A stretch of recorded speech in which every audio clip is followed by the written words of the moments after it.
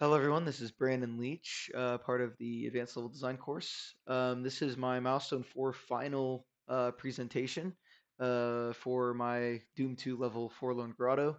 Um, so, as per usual, I'm going to start with you know, getting the goals out of the way and then presenting that. And then I'll be doing a presentation of the entire level and all of its features. Um, and that one will be more mandatory, so I'll do a full playthrough of that. Of course, I'll still include timestamps if you don't want to watch that. But let's start with difficulty adjustments. So, as seen in my playtest submission for this week, um, there it was still just for the easiest difficulty. There was still just a little bit of too difficult of rooms with certain enemies. So I actually lowered the enemy count by a fair margin, and I actually changed what enemies spawn in certain areas. Like for example, the library and Archvile would spawn. I found that the player that had trouble with Doom in general, she did not like fighting him. It just really put a damper on things. So I put a Mancubus instead. It's a bigger enemy, still daunting, but it also has a lot of trouble hitting a player if they stay behind the bookshelves. So it still has a threat, but it's a lot easier to kill. Um, some armor, some ammo, some weapons, or actually not some weapons, but some armor and some ammo, and some health packs spawn on certain difficulties, and others don't.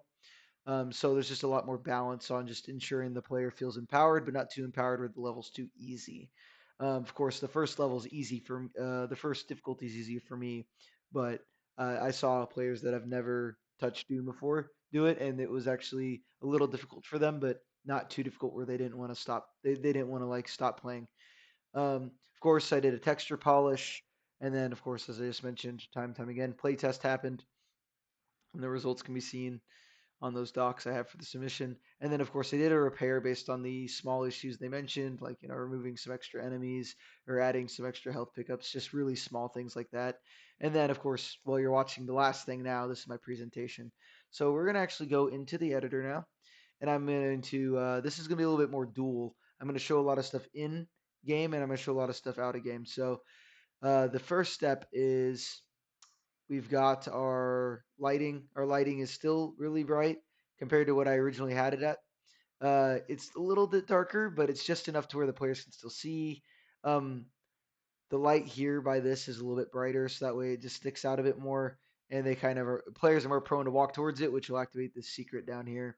These imps don't all show on one difficulty. I can prove that by if I right click here, see this one only spawns on everything above skill 3 or skill 3 and up.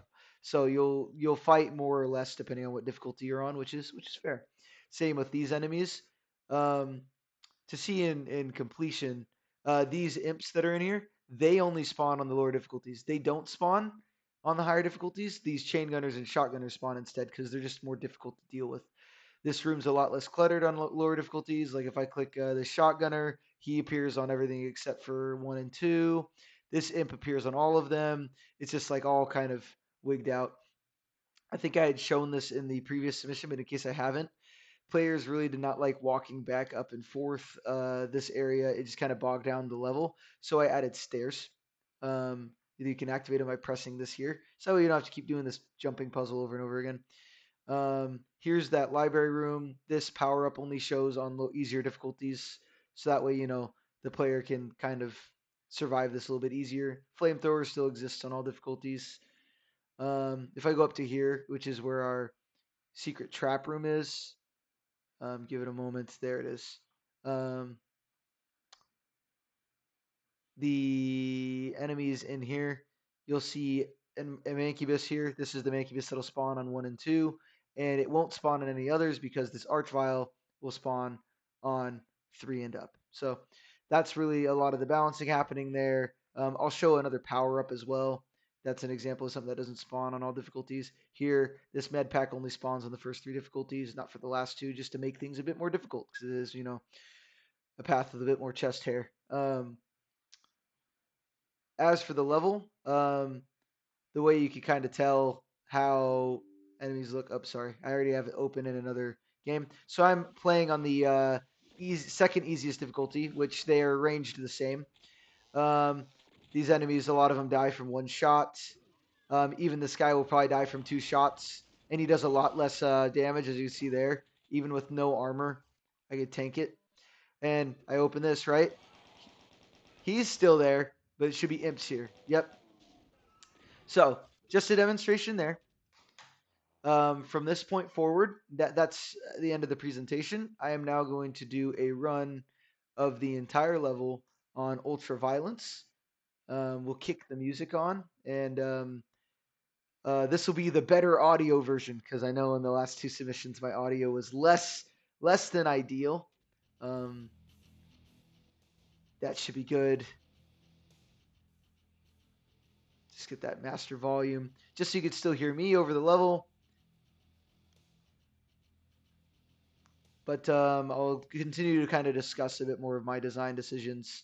But first, let's get some of that vanilla gamepad stuff on. No more looking or jumping or crouching because that's not what Doom's all about. So this is the entrance to the grotto. You know, I have a little UAC teleporter here where they'll probably be setting up shop. And unfortunately, you'll find out that the team that was sent in here that you were following did not make it. But you know what remains of them you can use. So you can kind of get rid of them. This is a secret. I had it a lot darker at the very beginning, but I still feel like it's easy for even an advanced player to like run past because they're trying to clear the level. So you just kind of have to like sneak past this a little bit. If they fall down there, they can walk back up. It's the same for both sides. I'm not even gonna bother with this guy. Let's just get rid of him. We're gonna trigger the secret, and there's a lot of enemies here, but there's also a lot of different ways to get out of it. Ooh, he's getting me real good there. Luckily, I make sure to include as much health as I could down here. But yeah, this is just like a nice little freaky room that's meant to tell the player that this place maybe is less than ideal. Definitely not a vacation spot. Um, kind of peek at some of these enemies. Ooh, I got a little lucky there. He definitely could have been shooting at me. Let's gun down some of these guys. I had mentioned in a previous playthrough that going right is just the better mechanic, or the better way to go. And I kind of like that because the player can really attack this giant arena any way they would like using these stalactites as cover. But I have found through numerous of personal playthroughs that going right just like leaves you more open to not getting hit, or I guess I should say less open to getting hit. Um, so we're going to continue getting rid of these imps here. I originally had two Caco demons spawn in here, and it was actually very evil, even for me, a relatively decent player of Doom 1 and Doom 2. I found it to be rather difficult to clear casually. So I ended up removing it and putting it to just one, because even though they're not that hard of an enemy to kill, they do tank a lot of bullets. I think it's around like 40 chain gun ammo, or I think it's like 6 double barrel shots. So that's a lot of ammo. That's a lot of ammo. Um, we ain't gonna play no games with this. Get a quick lag spike because you know again we're using Chocolate Doom and it's just not used to these kind of assets regularly. If I were to take the time to have it run in actual true vanilla Doom, ooh, it would be a little bit of a different conversation. But you guys would be sitting here for a minute for me to get that all functioning the way we want it to. I'm currently operating on scraps, so I'm definitely going to save here in a second. But let's get rid of all these enemies first. So that way I know I'm safe relatively. All right. Let's not load. Let's call this Y. There we go. So obviously we need to look for our switches, which can be marked by these blood walls. And I don't think I mentioned this when I first did this. I had like a playtester, just a one-off playtester, not one of the ones I used in the official ones. I had him figure out if it was easy to find. I had him figure out if it was easy to find where they were supposed to be finding switches, and if I put one on the side of a bookshelf, they did not find it. It was even with this big blue switch, it just was not easy to see, and so I decided to just actually make them these like metal pillars that stuck out a little bit, and that ended up working like a charm. So I also added a light to that because I had a playtester fail to see that those bars lowered, and I didn't like that because you know that's a mandatory place that they have to progress. So I added this big light that's there, and so they can see it through the bars.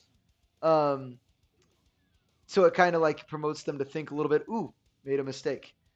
Um, Kind of like this one. The player can see that something's back there, but they don't really know how to lower it. Kind of promoting them to want to look for how to do that, right? Let's get back up this lift here. And of course, I already pressed that. That's right. And we're going to sprint across this. Oop, screwing it up. Even the best make mistakes. It happens. Okay. Enough stroking my ego. I'm not all that good. But this jump puzzle is meant to be a little bit challenging and to make the player think and maybe take their time a little more than they normally would. Like this right here, it rises higher than you want. You actually have to hold forward. We're just going to do this for a moment. You have to hold forward to stay on that platform and then wait for that one to rise. It's a little bit of patience. But the good news is you guys have seen me clear that in previous videos, so I'm not really too worried about presenting that. These stairs now lower, so now I don't have to do that stupid jump puzzle over and over and over again. We're going to grab this box of ammo. And of course, we all know that there's that really evil spider I put here for a reason. So we're just going to get rid of him with the flamer. I'm pretty generous with that flamer ammo, but you'll need it in that last room we've all seen. Let's get rid of this paint elemental so we can get into that super secret yellow room.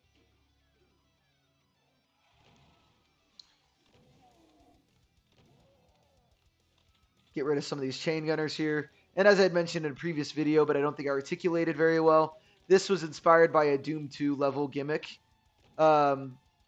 Essentially where it created a maze every time you pressed a switch, and where the heck is this guy going? I see you don't want to get close to these guys because they're like kamikaze enemies. They run up to you and they blow up. We're going to grab this secret, get ourselves up to 100 health. That Berserk pack works as a health pack and as a way to clear some enemies later in the level. But yeah, so I did not have this area on my paper map, I don't believe. I ended up adding it way later. Oh, I will mention one of my players really liked this secret because you can see that rocket launcher way earlier when you first get into this area. And so they kind of knew that if they were up high in that position, they would want to look for that rocket launcher, and it was always behind them. So they actually took the time to try to figure that out. Anyway, we're actually going to do the yellow room first because we could get that 200 health, 200 armor. It's a strat. Not everyone does that because this room's also very brutal on the harder difficulties. But we're going to get rid of these Mancubi first. Hopefully these imps don't block everything because they do just keep spawning in. And he's still kicking that darn Mancubus in the back. There we go. Got rid of him. We're actually going to try and wait to grab that 200 health, 200 armor. See if we could skim by so we could leave this room with it. I'm going to try to reserve some ammo. I'd mentioned this earlier, but I like to clear this room with just my fist sometimes. When you get that Berserk pack, it's more than doable. Ooh, I may not be able to clear this without picking up that health, though. So I do have to be careful. I'm gonna try to not conserve as much ammo as I wanted. See, this is an example of I do want the player to kind of strategize a little bit. They got to look at their ammo and say, okay, maybe it's yes. I'm not looking too hot right now, so we're gonna go for that health. There we go. I see. I even have to do the strategy myself, where I got to sit there and look at my armor and my ammo and be like, okay, this is what we're looking at. This is what's probably the smart thing to do. Okay, we're gonna probably clear them up with the good old punchy punch fist. Ooh. And so now we're leaving the area with now we got some imps left. Let's clean them up. Just because we want that 100%. I'm not a completionist, I swear. Okay, that would be a lie. Ooh, jump me. There we go. Getting rid of these imps. And as I mentioned, a lot more enemies spawn on this difficulty after you do that secret. So you'll see when I get up this lift, there's definitely going to be pun intended hell to pay for me for daring to pick up 200 health and 200 armor. So we're going to hop down here first and just try to clear these guys out. Going to try to be as sparse as I can. And I did not kill that Baron of Hell that's in the red key pocket there. I should have some armor, or not armor, some ammo remaining. Oh, there's that Baron of Hell that I mentioned. Let's just go ahead and grab it. Grab the red key. Oof. All right. I'm going to do something really risky because it's funny. I'm going to beat this guy to death.